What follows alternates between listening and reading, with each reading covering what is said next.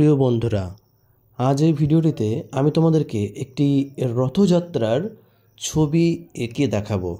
এটি basically junior লেভেলের একটি ওয়াটার কালারের উপরে কাজ হবে এবং এটি আমি চেষ্টা করব খুবই সহজ করে তোমাদেরকে দেখানোর। তো তোমরা দেখতে পারছো আমি প্রথমেই বাচ্চারা যাতে সহজে করতে পারে তার জন্যে খুব সহজ করে কিছু বাক্স এবং কিছু সার্কেলের মাধ্যমে কাজটিকে দেখানোর চেষ্টা করছি। তো এখানে দেখো মানুষটি আঁকার জন্যে আমি কিন্তু মাথার দিকটা কিছুটা সার্কেল টাইপ বা বলা যেতে পারে কিছুটা ডিমের মতো করে আমি এঁকেছি এবং সেটিকে দেখো 3টে ভাগে ভাগ করে নিয়ে আমি কিন্তু এখানে মাথাটিকে আঁকার চেষ্টা করছি। যারা মাথার গ্রামার জানো তারা কিন্তু এটি খুব সহজেই বুঝতে পারবে, বা না জানলেও যদি একটু ফলো করো তাহলে কিন্তু এটি করা খুব একটা কঠিন নয়। তো মাথাটিকে তোমরা এইভাবে করে নিতে পারো। আর এরপর এখানে দেখতে পারছো তোমরা যে আমি যে বডি পার্ট করেছিলাম সেখান থেকে কিভাবে হাত বার করছি বা পায়ের পার্টগুলোকে বার করছি, সেটাকে তোমরা একটু ফলো করে সুন্দর করে নিজেরা করলেই দেখবে এটা খুব সহজেই তোমরা করতে পারছো।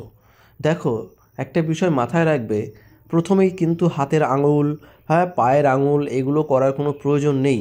যেমনটা এখানে তোমরা দেখছো, এখানে কিন্তু দেখো কোনো হাতের আঙুল করিনি বা কোনো পায়ের কোনো আঙুল এখানে করতে যায়নি।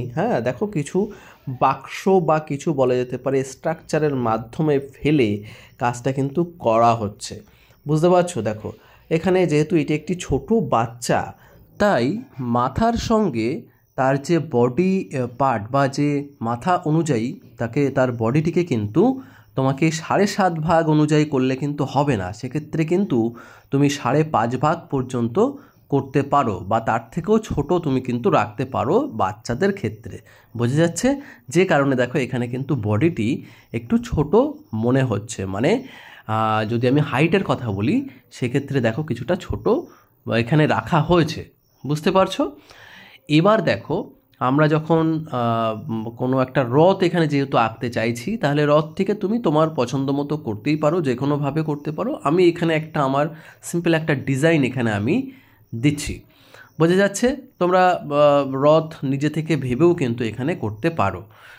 তো এরকম একটা ছোটোখাটো রথ তোমরা এঁকে নিতে পারো এবং রথ আঁকার পর এই রথটিকে মানে বাচ্চাটি যেই রথটি চালাচ্ছে তার জন্য তোমরা হাতে একটা এরকমভাবে লাইন টেনে দিতে পারো, মানে দড়ি ধরে রয়েছে, বুঝতে পারছো? আর ঠিক পেছন দিক থেকে এইভাবে তোমরা রাস্তাটিকে এখানে দিয়ে দিতে পারো। দেখো আমাদের ছবি কিন্তু প্রায় শেষ হয়ে গেছে। এবার ছবিটির ব্যালেন্স করার জন্য আরেকটুখানি এখানে দু একটা ঘর বাড়ি যদি দিয়ে দাও তাহলে দেখো তো আমাদের ড্রয়িং দেখো সম্পূর্ণ কমপ্লিট প্রায় হয়ে এসছে।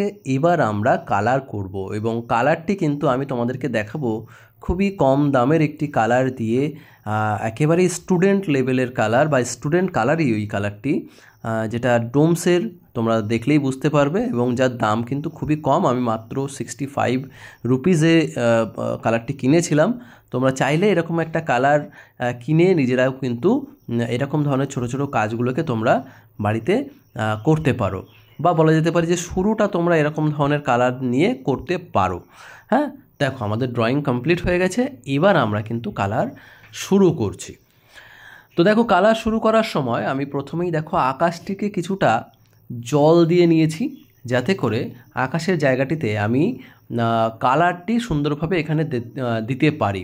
যেহেতু ওয়াটার কালার, তাহলে চেষ্টা করতে হবে যে তোমাকে জলের উপরেই কাজটা কিন্তু করা, এবং অবভিয়াসলি তোমাকে কিছুটা কিন্তু কন্ট্রোলে রাখতে হবে এবং মনে রাখবে যেন জল শুকিয়ে না যায়। যখন প্রথম স্টেজে কাজ করছো, জলটা শুকিয়ে গেলে কিন্তু এই কাজটি তোমার খুব একটা বেশি ভালো হবে না, বোঝা যাচ্ছে? দেখো এখানে যখন কাজ করা হচ্ছে তখন একটুখানি মাথায় রাখতে হবে যে উপরের দিকের পার্টটিকে আমি মিশিয়ে দেবো, মানে আকাশে যে জল রয়েছে সেই জলের সঙ্গে মিশিয়ে দেবো, কিন্তু নিচের দিকের অংশগুলোতে সেখানে কিন্তু জল থাকলে হবে না, কারণ সেই জায়গাটিতে দেখো আমাকে এখানে বর্ডার টানতে হচ্ছে, বুঝতে পারছো? তাহলে কালারকে একটু মিক্সিং করে বা মিশিয়ে তোমরা এখানে কালারগুলোকে এইভাবে দিতে পারো। দেখো নিচের দিকে কত সুন্দরভাবে বর্ডার আসছে, আর উপরের দিকে কালারগুলো কিন্তু দেখো মিশে যাচ্ছে। কারণটা কি? কারণ উপরের দিকে জলটাকে কিন্তু আমি রেখে দিয়েছি, বা নিচের দিকের কিন্তু আমি জল দিইনি, যে কারণে নিচের দিকে দেখো বর্ডার পড়ছে সুন্দর করে, আর উপরের দিকে কালার কত সুন্দরভাবে মিশে যাচ্ছে। তো ঠিক এইভাবেই ওয়াটার কালারে কাজ করার সময় তোমাকে একটু টেকনিকের উপরেও কিন্তু কাজ করতে হবে, বা টেকনিক কিছুটা কিন্তু তোমাকে ফলো করতে হবে। বোঝা যাচ্ছে? শুধুমাত্র আন্দাজে কাজ করে যাবে না, যা দেখছো সেটাই করছে এমনটা নয়, তোমাকে একটু বুঝে করতে হবে। সেটা তো করবে যেটা দেখছো, কিন্তু তার সাথে একটুখানি বুঝে তোমাকে কাজ করতে হবে। হ্যাঁ, এবার দেখো নিচের দিকের পার্টে আমি কিন্তু এখানে হলুদ কালার এখানে দিচ্ছি, এবং এটি স্টুডেন্ট কালার হওয়া সত্ত্বেও কিন্তু মানে কালারটি কিন্তু একেবারে খারাপ নয়। আমি তোমাদের এর আগের ভিডিওতেও বলেছি, তোমরা যারা একেবারে বেসিক লেভেলে কাজ শুরু করতে চাইছো তারা কিন্তু নর্মালি এই ধরনের কালারগুলোকে দিয়ে তোমরা কাজটা শুরু করতে পারো। তারপরে যখন আস্তে আস্তে একটু ভালো শিখছো, তখন তোমরা চাইলে কিন্তু আরেকটু বেটার তুলি বা আর্টিস্ট কোয়ালিটির তুলি তোমরা ব্যবহার করতেই পারো। আর সেই সঙ্গে তোমাদেরকে জানিয়ে রাখি যে যখন তোমরা ওয়াটার কালারে কাজ করছো, তখন চেষ্টা করো যে, দেখো আমি এখানে কিছুটা মিশিয়ে মিশিয়ে কিন্তু কাজ করছি, মানে একটা কালারের সঙ্গে অন্য কালার মিশিয়ে মিশিয়ে কাজ করছি। এখানে তোমাদের মনে প্রশ্ন আসতেই পারে যে এখানে যে মিক্সিং করছি কোন কালার কার সঙ্গে কখন মেশাবো, সেইটা একটু বলে দিলে ভালো হয়। এখানে তোমাদের আমি বলি যে যখন আমি এখানে কালার মিক্সিং করছি তখন কিন্তু আমি অত কিছু কিন্তু দেখছি না, অর্থাৎ কালার কি দিয়ে করছি তার থেকে গুরুত্বপূর্ণ হচ্ছে যে আমি কালারটিকে কিভাবে করছি। বোঝা যাচ্ছে? কালার ভ্যালুটিকে আমি ঠিকঠাকভাবে ইউজ করতে পারছি কি না, মানে যে জায়গাগুলিতে আমাকে ডার্ক দেওয়ার দরকার রয়েছে সেখানে আমি ডার্ক দিতে পারছি কি না, আর যেখানে লাইট দেওয়ার দরকার রয়েছে সেখানে লাইট ঠিকঠাকভাবে ফেলতে পারছি কি না, এই বিষয়টিকেই তোমাকে বুঝতে হবে। বোঝা যাচ্ছে? তারপরে তুমি যে কোনো কালার দিয়ে কিন্তু কাজ করতে পারো। তুমি চাইলে এই ছবিটি তুমি কিন্তু একটি কালার দিয়ে করতে পারো। তাহলে ভেবে দেখো যে একটা কালারও কিভাবে করা যেতে পারে, যেটাকে আমরা মনোক্রোম কালার বলি, তাই না? তাহলে এখানে এটা তোমাদেরকে বুঝতে হবে যে কালার তুমি যে কোনো কালারই ইউজ করতে পারো, শুধু তোমাকে শুরুটার ক্ষেত্রে মাথায় রাখতে হবে যে কালার কিভাবে দিচ্ছ সেটা গুরুত্বপূর্ণ। বোঝা যাচ্ছে? মানে কালার কিভাবে তুমি খাতায় ইউজ করছো সেটাই কিন্তু বেশি গুরুত্বপূর্ণ। বোঝা যাচ্ছে? অর্থাৎ আলো ছায়াটিকে ঠিকঠাকভাবে ধরে নিয়ে কাজ করা, সেটাই কিন্তু ওয়াটার কালারের সবথেকে গুরুত্বপূর্ণ পার্ট। এবার যখন তুমি আস্তে আস্তে বুঝে যাবে, তখন তুমি কিন্তু অন্যান্য বহু কালার দিয়ে কিন্তু তুমি খুব সহজেই কাজ করতে পারবে। তাহলে প্রথম দিকের কাজ হচ্ছে তোমার অতটা চিন্তা না করে যে কি কালার মেশাবো বা কি কালার মেশাচ্ছি না, হ্যাঁ, এত কিছু চিন্তা না করে প্রথম কাজ হলো যে তুমি কিভাবে কালার দিয়ে কাজ করছো সেইটার উপরে বেশি গুরুত্ব দেওয়া। আশা করছি তোমাদেরকে বিষয়গুলিকে আমি বোঝাতে পারছি। এছাড়া তোমরা অনেকেই একটা চিন্তা করো যে কোন তুলি কোথায় ইউজ করব, কতগুলো তুলি কিনতে হবে। তো তোমাদের এখানে একটা সিম্পল কথা বলি আমি, দেখো তোমরা এখানে যে কাজটি করছি তার ম্যাক্সিমামটাই দেখো একটা তুলি দিয়েই করা হচ্ছে। হ্যাঁ, এখানে কিন্তু অনেকগুলো তুলি কিন্তু আমি ইউজই করিনি। বোঝা যাচ্ছে?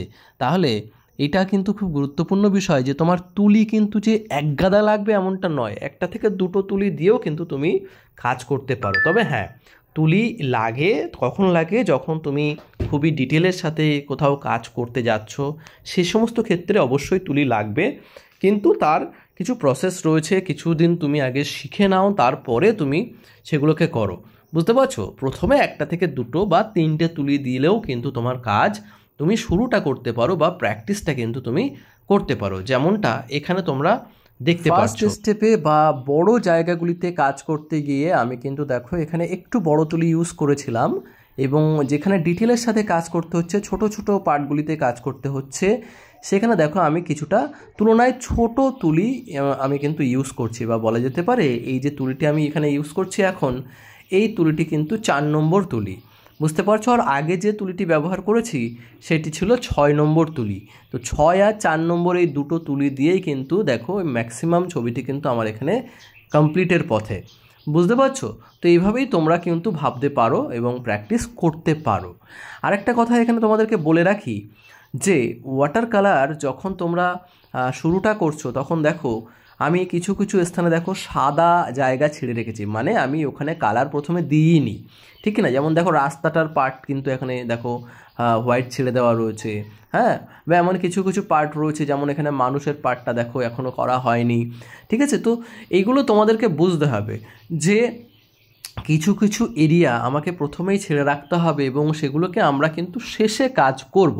ব্যাকগ্রাউন্ডকে আগে করে নেব এবং তারপরে একেবারে শেষে সেই যে মেন বিষয় আমার সেই জায়গাগুলিকে আমি কালার করব ওয়াটার কালারে, ঠিক আছে? এবং তোমরা এখানে নিশ্চয়ই ফলো করছো যে আমি যখন এখানে কাজ করছি প্রথমে একটা বিশাল পরিমাণে ডার্ক কালার কিন্তু এখানে চাপিয়ে দিচ্ছি না, আমি শুরুটাই কিন্তু করছি কিছুটা লাইট কালার ধরে, বোঝা যাচ্ছে? কারণ তুমি যত লাইট কালার দিয়ে কাজ করবে তত তুমি পরবর্তীতে কিন্তু তার উপরে আবার টোন দিয়ে কিন্তু যেটা যেমনভাবে যে জায়গায় কালার প্রয়োজন তুমি সেখানে কিন্তু কালারগুলিকে করতে পারো।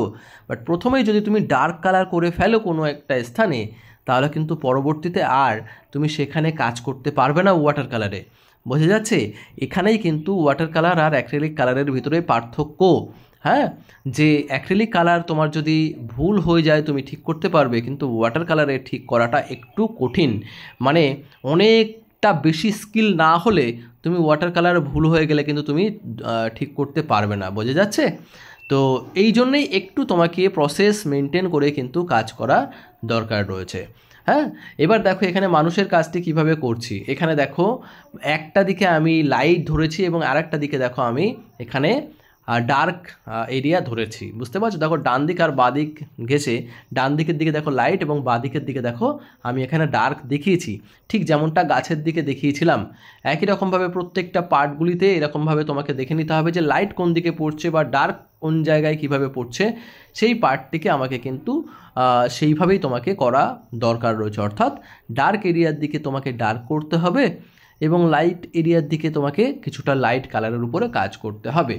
তো ঠিক এইভাবেই এর উপরে দেখো আবারও টোন দিয়ে এখানে দেখো চোখের পার্টটিকে হালকা ধরে নিলাম, তারপর দেখো এখানে ফেসের যে লাইট পার্ট যেদিকে তার উল্টো দিকে কিছুটা যে ডার্ক হওয়া উচিত সেই পার্টটিকে ধরে নিলাম এবং দেখো ফেসটি কিন্তু কিছুটা বেরিয়ে এসেছে এবার। হ্যাঁ, তো এইভাবেই কিন্তু আমরা হাত বা পা বা মুখের পার্টটিকে এখান থেকে বার করে নেব। এবং যেমনটা বলছিলাম প্রথমেই যে তোমাদেরকে প্রথমেই অনেক বেশি কিছু তোমাকে ডিটেলে যাওয়ার কোনো প্রয়োজন নেই। নর্মালি তোমরা যেহেতু শুরু করছো এখন, তো নর্মালি তোমরা জাস্ট মুখটাকে একটু বার করা বা পাটাকে একটু বার করা যাতে বোঝা যায় যে ওখানে একটা মানুষ দাঁড়িয়ে রয়েছে, বুঝতে পারছো? তো ঠিক এভাবেই তোমরা কিন্তু তোমাদের প্র্যাকটিসটিকে চালিয়ে যেতে পারো। আশা করছি এই পর্যন্ত তোমাদের কোনো রকম সমস্যা হয়নি বুঝতে। একটু প্র্যাকটিস করলে তোমরা কিন্তু খুব সুন্দরভাবে এই ধরনের কাজগুলিকে করতে পারবে। আর একটা কথা বলি এখানে লাস্ট, এই যে রঙটা দিয়ে আমি কাজ করছি এই রঙটি কিন্তু তোমরা মাত্র 25 টাকা দামের রঙও কিন্তু পাবে এই সেম কোম্পানি। হ্যাঁ, তো তোমরা সেটাও কিন্তু কিনে শুরুটা কিন্তু করতেই পারো, বুঝতে পারছো? বা যারা একেবারে ছোটরা রয়েছো তারা কিন্তু এই ধরনের রঙগুলো দিয়ে কিন্তু কাজ করতে পারো। যেমন দামটাও কম পড়ছে, সেই সঙ্গে এখানে এই রঙটায় ব্যবহার করলে তোমার কিন্তু প্যালেটও লাগবে না, বুঝতে পারছো? মানে আমরা যদি আর্টিস্ট ওয়াটার কালার ব্যবহার করতে যাচ্ছি সেক্ষেত্রে প্যালেট লাগছে। হ্যাঁ, তো এক্ষেত্রে কিন্তু প্যালেটও লাগবে না, কারণ এই রঙের বাক্সেই তুমি কিন্তু তোমার কালার মিক্সিং করতে পারবে খুব সহজেই, যেমনটা তোমরা প্রথমটাই দেখছিলে, বুঝতে পারছো? তো এইটাই আমার কাছে খুব বেস্ট বলে মনে হলো যে তোমরা শুরুতে এই রঙটি দিয়ে কাজ করতে পারো যথেষ্ট কমে যারা শুরুটা করতে চাইছো ওয়াটার কালার। তো দেখো আমাদের কাজ কিন্তু প্রায় শেষ হয়ে গেছে। আশা করছি তোমাদের ভিডিও ভালো লেগেছে। যদি ভিডিও ভালো লাগে তাহলে অবশ্যই কমেন্টের মাধ্যমে জানিও। আর সেই সঙ্গে তোমরা যদি কেউ ওয়াটার কালারে ক্লাস করতে চাইছো বা ড্রয়িং শিখতে চাইছো তাহলে ডিসক্রিপশানে আমার নাম্বার রয়েছে, আমার সঙ্গে কন্ট্যাক্ট করতে পারো। তো আজ এই পর্যন্তই, দেখা হচ্ছে পরবর্তী ভিডিওতে। সবাই তোমরা ভালো থেকো, সুস্থ থেকো, নিজের খেয়াল রেখো।